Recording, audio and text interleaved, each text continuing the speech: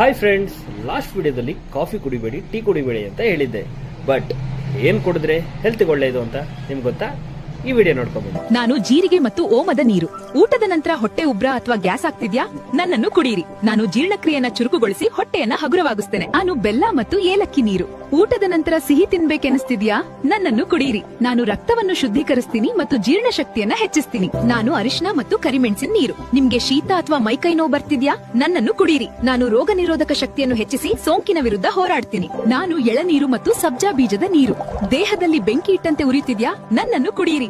ನಾನು ದೇಹದ ಉಷ್ಣತೆಯನ್ನ ಕ್ಷಣಾರ್ಧದಲ್ಲಿ ತಂಪು ಮಾಡ್ತೀನಿ. ನಾನು ಬೀಟ್ರೂಟ್ ಮತ್ತು ಕ್ಯಾರೆಟ್ ರಸ.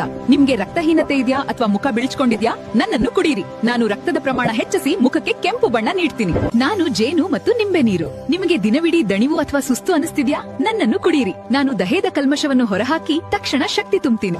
ಫ್ರೆಂಡ್ಸ್, ವಿಡಿಯೋ ನೋಡ್ಕೊಂಡ್ ಬಂದ್ರಲ್ಲ, ಈ ವಿಡಿಯೋ ಇಷ್ಟ ಆಗಿದ್ರೆ ಲೈಕ್ ಮಾಡಿ, ಶೇರ್ ಮಾಡಿ. ನನ್ನ ಚಾನಲ್ ಯಾರು ಇನ್ನೂ ಸಬ್ಸ್ಕ್ರೈಬ್ ಮಾಡಿಲ್ಲ, ಪ್ಲೀಸ್ ಸಬ್ಸ್ಕ್ರೈಬ್ ಆಗಿ ಅಂತ ಹೇಳ್ತಾ ಮತ್ತೊಂದು ವಿಡಿಯೋದಲ್ಲಿ ಸಿಗೋಣ. ಅಲ್ಲಿ ತನಕ ಬಾಯ್ ಬಾಯ್.